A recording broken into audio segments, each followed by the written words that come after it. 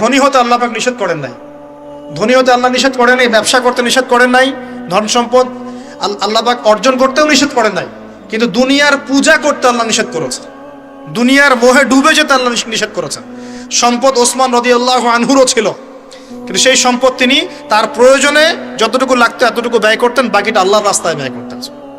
উসমান রাদিয়াল্লাহু আনহুর মতো ধনী হতে কোনো সমস্যা আছে? কোনো আপত্তি আছে?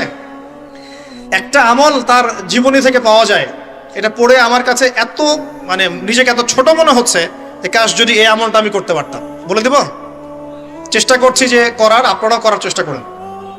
উসমান রাদিয়াল্লাহু আনহু ধনী ছিলেন কিনা, তো নবীর কাছে গিয়ে বলছেন যে আমার ধন সম্পদ খুব বেশি বাড়ছে, ইয়া রাসূলুল্লাহ আপনি সম্পদ একটু কমানোর দোয়া করেন তো আমার জন্য। চিন্তা করা যায় মানুষ এমন দোয়া কেউ করবে এই যুগে? আচ্ছা, নবী সাল্লাল্লাহু আলাইহি ওয়াসাল্লাম বললেন তুমি উটের পিঠে, গাধার পিঠে